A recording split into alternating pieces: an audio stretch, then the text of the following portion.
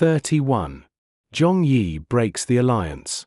After Sun Bin defeated the Wei army, the state of Wei lost its dominance, while the state of Qin grew increasingly powerful. Following the death of Duke Xiao of Qin, his son, King Huiwen of Qin, took power and continued expanding Qin's influence, causing alarm among the other 6 states.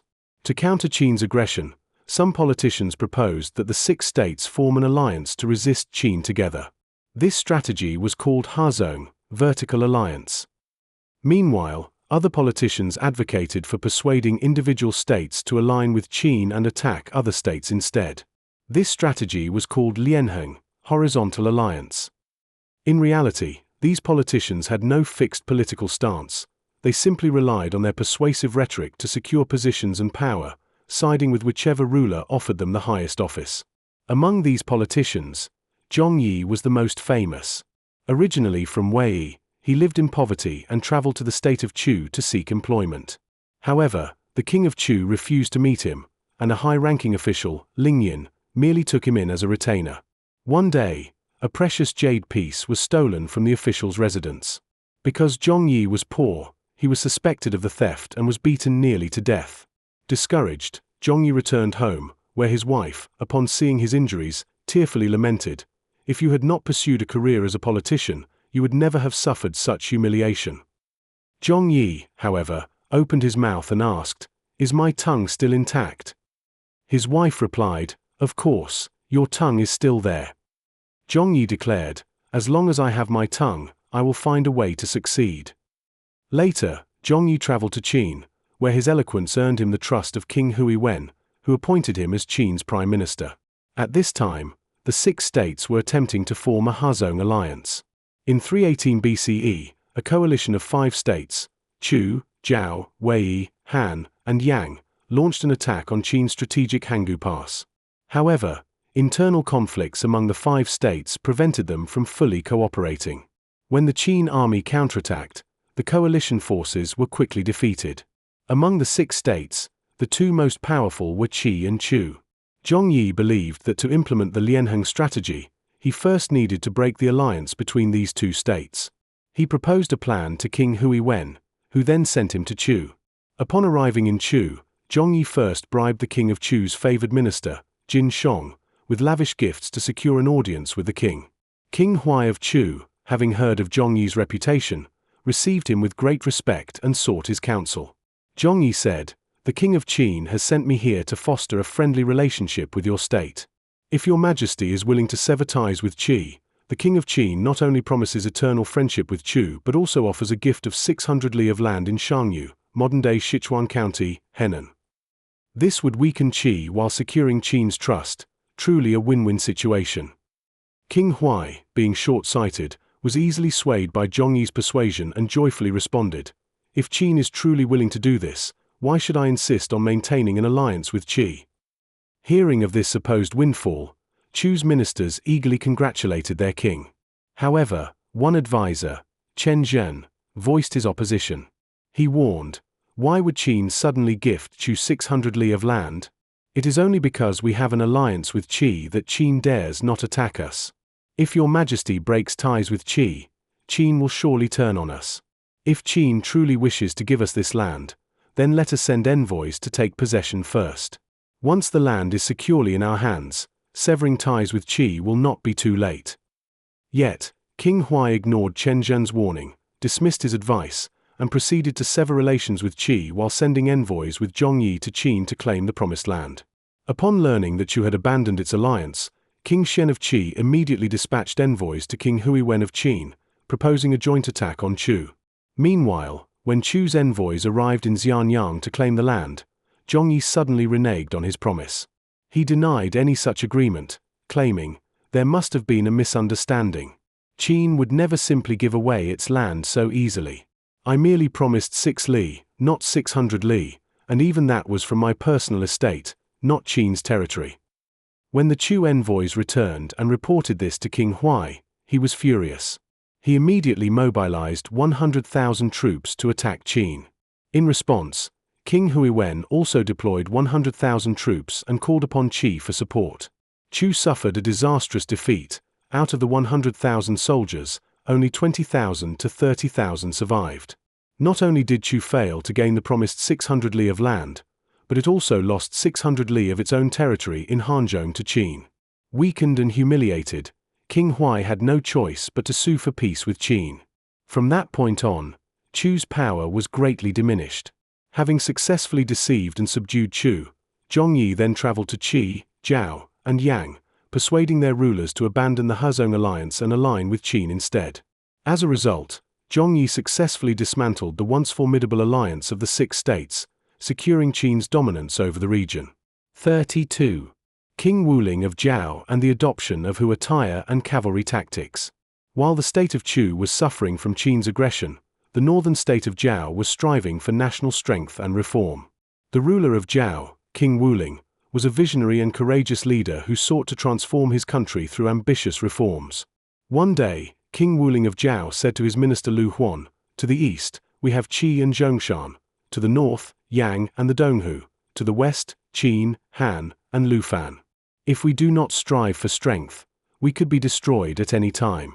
To become stronger, we must undergo significant reforms. I have observed that our traditional attire, long robes with wide sleeves, is inconvenient for both labor and warfare.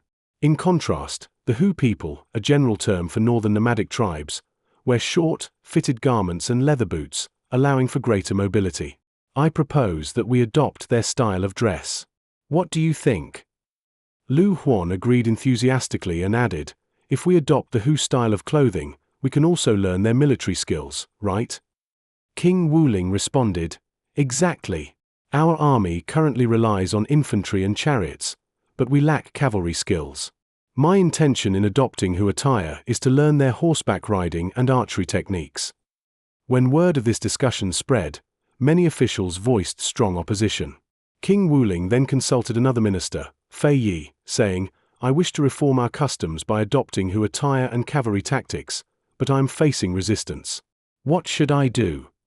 Fei Yi advised, "One must not hesitate when undertaking great reforms, for hesitation leads to failure. Since your majesty believes this is beneficial to the state, why fear ridicule?" Hearing this, King Wuling was pleased and said, "Those who mock me are fools. The wise will understand and support my decision." The next day at court, King Wuling of Zhao appeared in Hu attire, short, fitted garments with narrow sleeves. His ministers were shocked. He explained his vision for adopting Hu attire, but the officials found the idea humiliating and resisted. Among them was his uncle, Prince Cheng, a highly influential elder statesman in Zhao who was deeply conservative. Upon hearing of the proposed change, Prince Cheng refused to attend court, feigning illness. Determined to push forward his reforms, King Wuling knew that convincing his uncle was key. He personally visited Prince Cheng and repeatedly explained the advantages of adopting Hu attire and cavalry tactics. Eventually, Prince Cheng was persuaded, and King Wuling rewarded him with a set of Hu clothing. Seeing that even Prince Cheng had adopted the new attire, the ministers had no choice but to follow suit. With the opposition subdued, King Wuling formally issued an edict mandating the change in clothing. In a short time, people across Zhao, regardless of social status, adopted Hu attire. While some initially found it uncomfortable, they soon realized the practical benefits. King Wuling then ordered military training in horseback riding and archery. Within a year, Zhao had formed a formidable cavalry force. In 305 BCE, King Wuling personally led his cavalry to victory against the neighboring state of Zhongshan, subduing the Donghu and several other nearby tribes. By the 7th year of the reform, Zhao had conquered Zhongshan, Linhu, and Lufan, significantly expanding its territory. King Wuling then set his sights on challenging Qin. As he frequently led military campaigns, he entrusted domestic affairs to his son. In 299 BCE, he formally abdicated in favor of his son, who became King Huiwen of Zhao, while he himself assumed the title Zhufu, meaning father of the monarch. King Wuling's secret mission to Qin. To better prepare for a confrontation with Qin, Zhufu King Wuling decided to personally inspect Qin's terrain and assess the character of its ruler, King Zhaoxiang. Disguising himself as an envoy of Zhao, he took a small retinue and traveled to Qin. Upon reaching Xianyang, King Wuling, in his guise as a Zhao envoy, met King Zhaoxiang and officially reported the succession of King Huiwen. King Zhaoxiang received the supposed envoy and found him unusually dignified and authoritative, qualities uncharacteristic of an ordinary diplomat. Suspicious, he made a mental note of the encounter. A few days later, King Zhaoxiang sent for the envoy again, only to find that he had left without notice. However, a Zhao retainer had been left behind at the guest residence. When questioned, the retainer revealed that the envoy had actually been none other than the famous Zhufu King Wuling of Zhao. Shocked, King Zhaoxiang immediately dispatched General Bai Qi with elite troops to pursue him. However, by the time Qin's forces reached Hangu Pass, King Wuling had already left 3 days earlier, successfully evading capture. 33. The retainers of Lord Mengqiang. To break the alliance between Qi and Chu, King Zhaoxiang of Qin employed 2 strategies: force against Chu and persuasion against Qi. Knowing that the most influential minister in Qi was Lord Mengqiang, he invited him to Xianyang under the pretext of appointing him as chancellor. Lord Mengqiang, whose real name was Qian Wen, was a noble of Qi. To solidify his influence, he gathered and supported a vast number of retainers. Anyone who sought refuge with him was accepted and provided for, regardless of their abilities. These retainers were known as Menqi or Shaik, guests or retainers.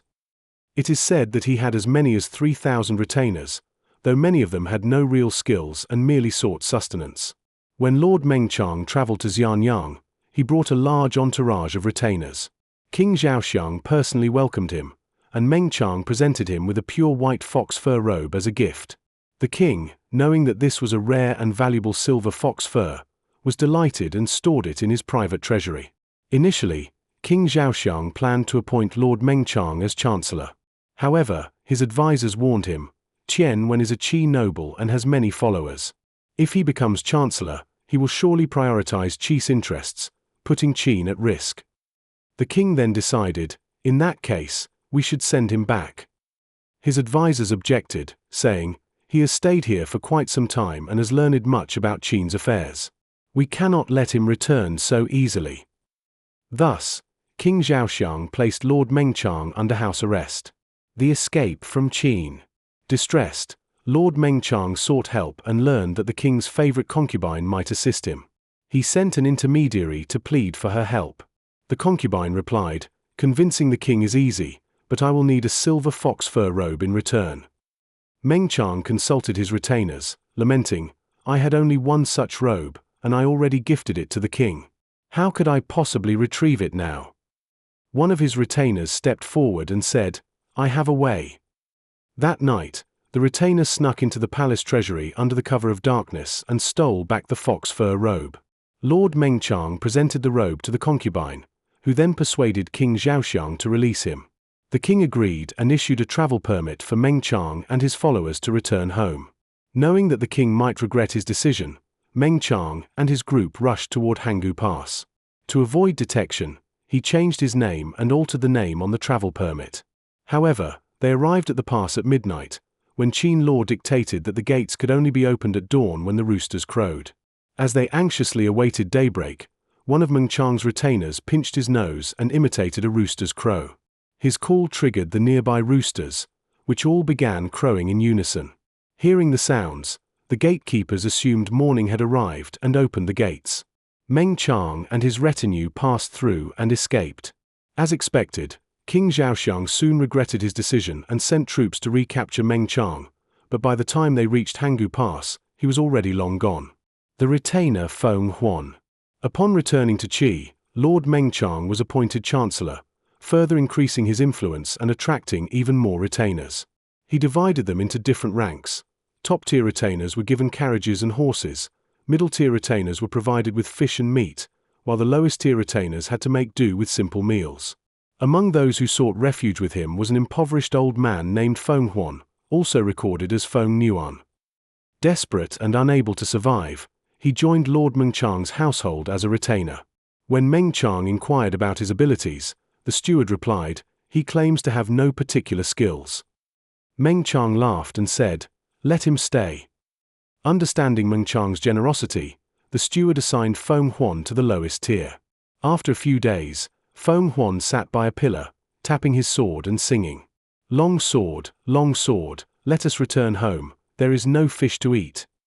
When the steward reported this to Meng Chang, he responded, "Give him fish. Treat him like an average retainer." 5 days later, Feng Huan again tapped his sword and sang, long sword, let us return home, there is no carriage to ride." Hearing this, Meng Chang instructed, "Provide him with a carriage and treat him as a top-tier retainer." Another 5 days passed, and Meng Chang asked if Feng Huan had any further complaints. The steward replied, "He is singing again, this time about lacking money to support his mother." Upon investigation, Meng Chang learned that Feng Huan's mother was indeed in need, so he sent provisions for her. From that day forward, Feng Huan stopped singing. Buying public sentiment. Supporting 3,000 retainers was a great financial burden, and Meng Chang's official salary was not enough to sustain them. To cover his expenses, he operated a lending system in his fiefdom of Shui, modern-day Teng County, Shandong, charging interest to the local populace. One day, he sent Feng Huan to Shui to collect debts. Before leaving, Feng Huan asked, "Would you like me to bring anything back for you?" Meng Chang replied, "Use your judgment. Buy whatever you think we need." Upon arriving in Shui, Feng Huan summoned the indebted villagers and reviewed their loan agreements. The people were anxious, fearing they could not repay their debts. To their surprise, Feng Huan publicly announced a decree, falsely claiming it was Meng Chang's order, that all unpaid debts were forgiven. The people were skeptical at first, so Feng Huan burned all the loan agreements in front of them. Returning to Linzi, Feng Huan reported everything truthfully to Meng Chang. Outraged, Meng Chang exclaimed, "You burned the debt records? How will I feed 3,000 people now?"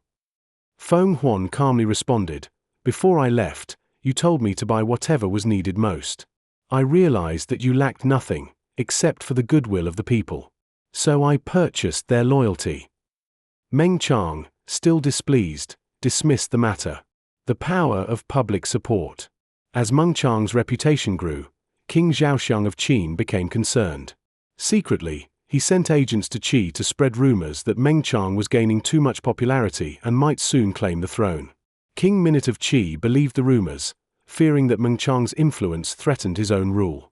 He revoked Meng Chang's position as chancellor and stripped him of his official seal. With no choice, Meng Chang retreated to his fief in Shui. With his power diminished, most of his 3,000 retainers deserted him. Only Feng Huan remained, personally driving Meng Chang's carriage back to Shui. As they neared the city, still 100 li, about 50 kilometers, away, they saw a remarkable sight. Thousands of citizens, young and old, had come out to welcome him. Seeing this, Meng Chang was deeply moved. Turning to Feng Huan, he said, "Only now do I truly understand the value of the loyalty you bought for me.